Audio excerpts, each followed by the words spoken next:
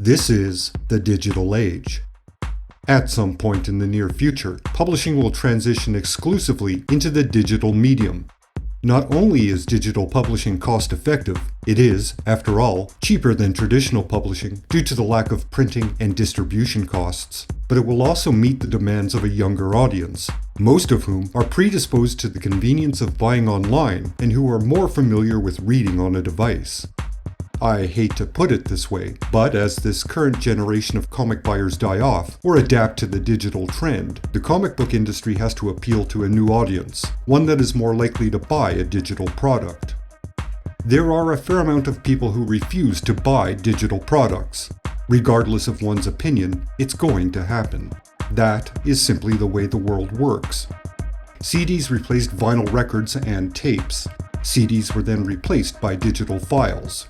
Movies transitioned from beta and VHS to DVDs and Blu-rays before, again, existing mainly as digital files. There is absolutely no reason to presume this won't happen to all print ventures as well. This is a period of transition, and there is a lot of resistance to the inevitable. The resistance to digital media is quite understandable. Putting aside the nostalgia for the medium is the tactility of the comic itself. The feel of it in one's hands, the smell of the paper and the ink, lovingly preserving that comic with a bag and a board. Whatever one does, whatever one experiences, it's a very personal, intimate thing. It's very humanizing and relatable. It's an object we can adore, and we can project a certain level of worth onto it. On the creative end, it's the physical manifestation of an idea. It has been translated into reality. It's no longer an ethereal thing. It's real. It exists. The proof of that accomplishment is in the physical copy of it. This is something that cannot be replicated by a digital file. It's merely a virtual representation of an actual item. It's like the existential version of the thing one actually wants.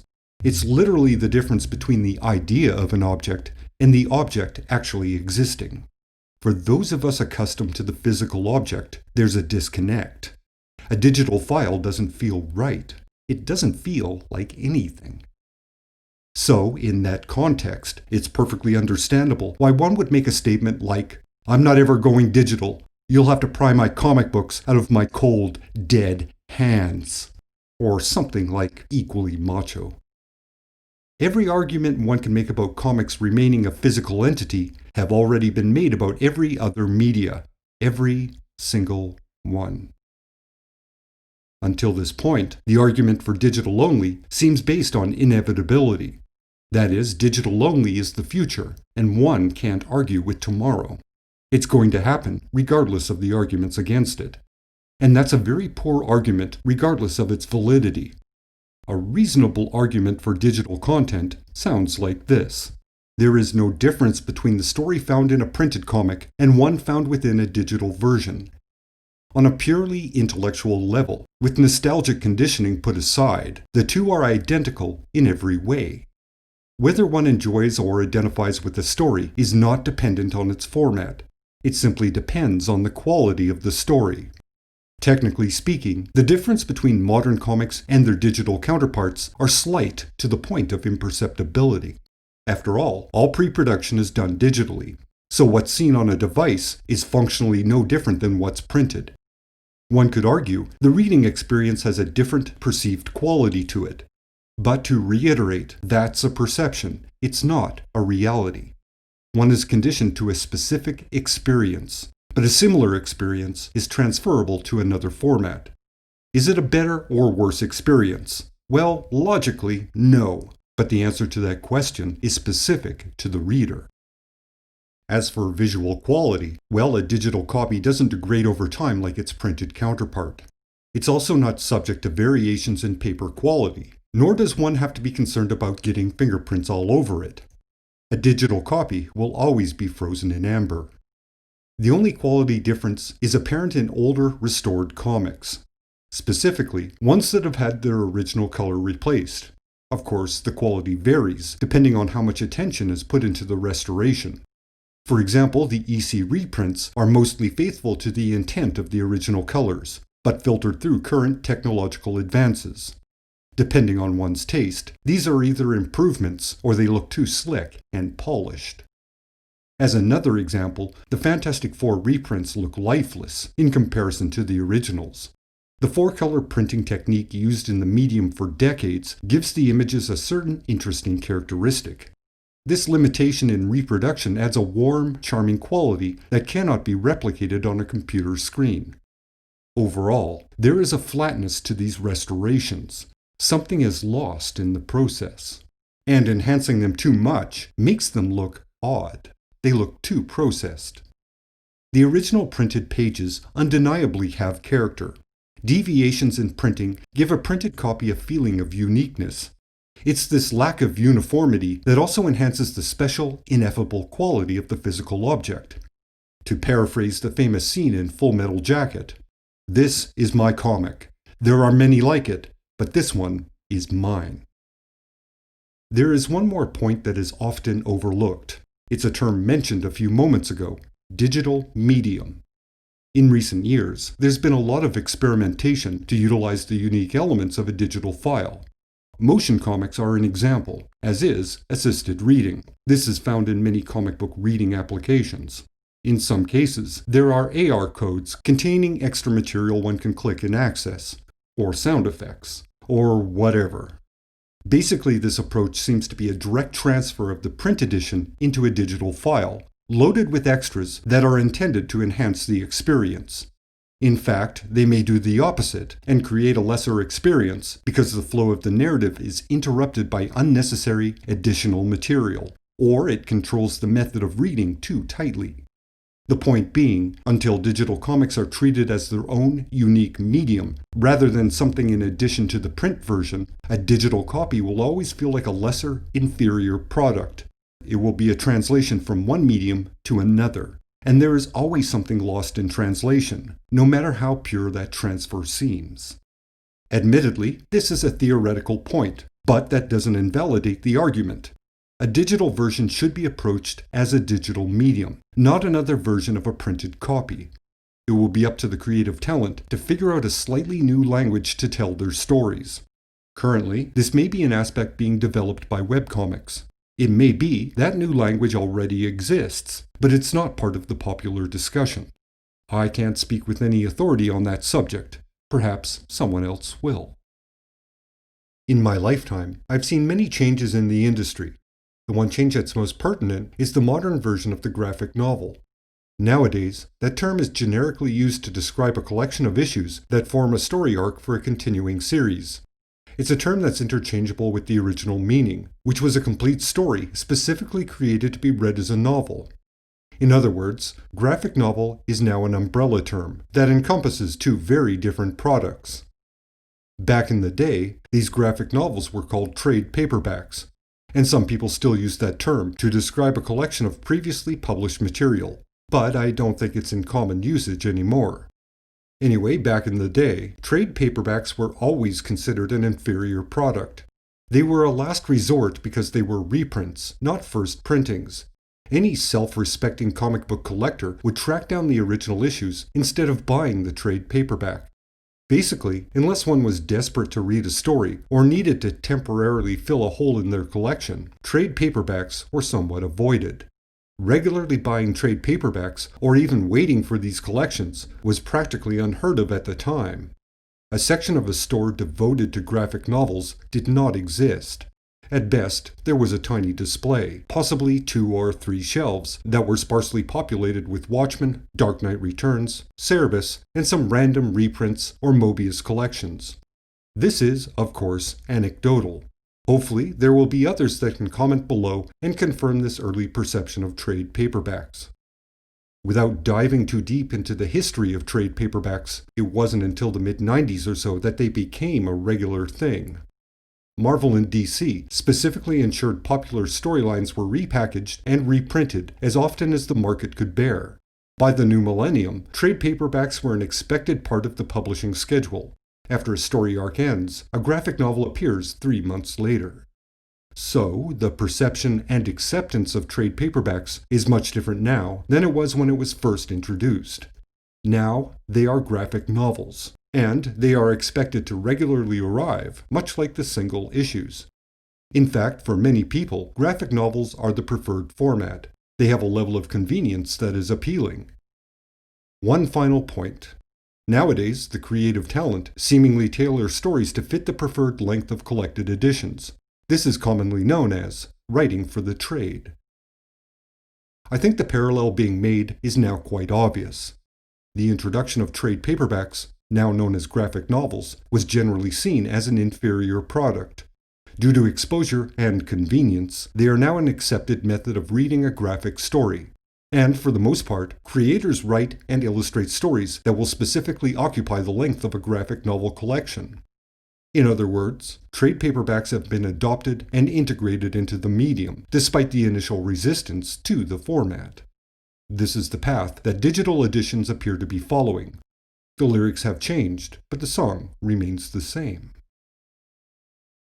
Now, it has to be acknowledged there's a very, very unfortunate aspect of this transition period from print to digital. There is a noticeable human cost. Printers and Diamond Comics, the main distributor of comic book material, may be able to adapt to the changes to the industry, although those adaptations may be radical. However, comic book stores, those that specialize in print copies, will have a very difficult time. Most will not survive. Currently, many are on the pop culture endangered species list.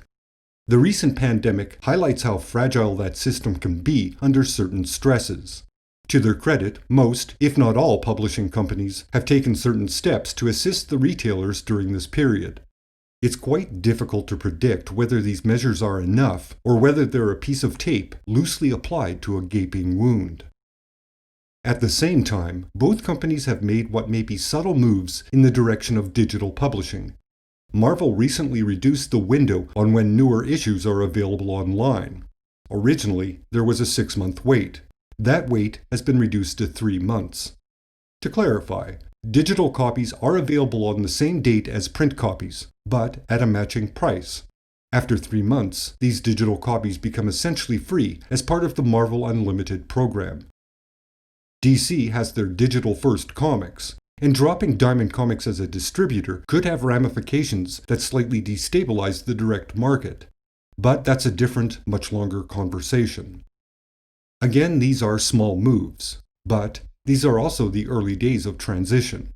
Boiled down to its essence, both companies quietly court digital sales, but not at the expense of the fanbase, distributors, and retailers that currently support their print product.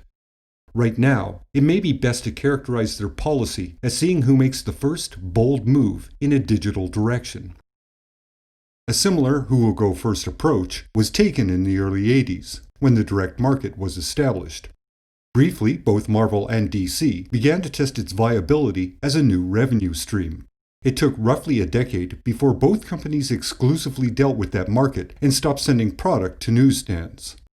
While not directly comparable, a similar approach with digital content appears to be happening, but at a slower pace, and for different reasons. The biggest difference between then and now is comic books' original market, newsstands, couldn't care less about stocking comics. Comics were simply one more thing to put on the shelf with magazines, and profit on comics was marginal for vendors. So comic books moving to the direct market was not a big deal. The unintended consequence was it greatly lowered the public profile of the medium. Comic books were no longer everywhere. They were only available at comic book stores. Unintentionally, the industry marginalized itself. Nowadays, the direct market relies on those monthly titles. If print titles vanished, comic book stores would vanish along with them. And right now, it's a precarious balancing act for those stores and for the publishers who are supplying stores with product. Currently, publishers still rely on the direct market. Without it, they also don't exist. At the same time, the digital marketplace is just waiting to be exploited. And it would be reasonably naive to think publishers aren't actively working to expand their presence into a digital space. To use a popular phrase, that's leaving good money on the table. But publishers have to proceed cautiously to avoid outrage from retailers, distributors, and fans. In other words, they are very aware of the human cost and, more specifically, the fallout if they don't minimize that cost. But they're also aware that tomorrow is on its way, and they want to be part of the future. At the same time, they don't want to marginalize themselves further like they did with the direct market. The human cost is the most compelling argument against digital only. Not only are some lovely people going to lose their jobs, and, in some cases, their livelihood, but in addition, the social experience of comic book collecting will be greatly diminished. Comic book stores are still a regular gathering place for fandom. It's the most direct way to interact with people who share an interest in the medium. You can get into stupidly nerdish arguments over stupidly nerdish topics, and, at the end, regardless of whether that argument went in your favor or not, you had an interaction with your own kind. And that's an irreplaceable, positive experience. Every niche community knows what this feels like. It's that feeling that one is part of something, even if that something is as ridiculous as a harmless pamphlet about impossible beings. It's still something that connects you to others. In contrast, the online community is less accepting. Trivial differences create wide gaps. Opinions transform into shaky moral arguments, and public discourse generally turns into a shouting match. After all, it's easy to get righteously indignant at a distance. But this aspect is not unique to the comic book community. It's prevalent everywhere and a symptom of the digital age settling into place. When it comes to this, the human element, the human cost, there is no known resolution to the dilemma. One can only acknowledge the terrible loss it represents. This leaves one final point of evaluation: collecting. I'd wager almost everyone listening to these words right now knows the thrill of discovery, where they held in their hands something they spent years looking for, or they discovered something they didn't know they needed in a dollar box, but there it is, wrapped in plastic, with a price that might be negotiable. As an experience, collecting print comics may be challenging and costly, but there is a sense of accomplishment one feels in the process. There is an emotional and monetary value to a physical collection. Both investments aren't mutually exclusive either. In contrast, a digital collection is functionally worthless. It cannot be traded or sold without incurring the wrath of the publishing company and their legal team. Furthermore, finding an issue is as simple as typing a title in a search bar, clicking a few times, and then downloading the item. A digital file is not a limited edition, like a print run. It is infinite. Preservation of that digital file requires nothing more than a stable hard drive. Furthermore, replacing that file, should it go missing, or if it's accidentally deleted or whatever, is merely a click away. Or to paraphrase Full Metal Jacket once again, this is my digital comic. There are many exactly like it. It's not special in the least. This difference in collecting highlights one final overall question in this debate. What's more important, owning the story or reading the story? Now I will step outside my usual, slightly objective method of delivery and answer that question directly. The format of the story doesn't matter in my opinion. If the story is good, if it appeals to my sensibilities, I don't care about its physical properties. The experience to me is ethereal or existential. It takes place inside, within the unique realm of my strange brain parts. On an intellectual level, there is a sense of ownership once a story has been read. Everything else, whether it was delivered digitally or physically, is incidental. Because the story itself, the very thing that is important to me, isn't a physical entity. The question of which is better, print or digital, presupposes a choice needs to be made. At the moment, that's not the case. However, this preference of one over the other is a luxury that will be removed sometime in the future. So, in the end, this essay is not a solution or a call to action or some polemic to get you, the people, to rise up and support one or the other. I'm neither a savior of print, nor am I a prophet for digital. This is an examination of the issues, differences, and repercussions of one media with another. Overall, it's about making an informed choice, while you still have one. Thank you for listening. This video is brought to you courtesy of these very fine people. If you're not already subscribed to this channel, I encourage you to click the subscribe button and support Overlord Comics. If you'd like to go a step further, click the join button and choose the option most suitable for you.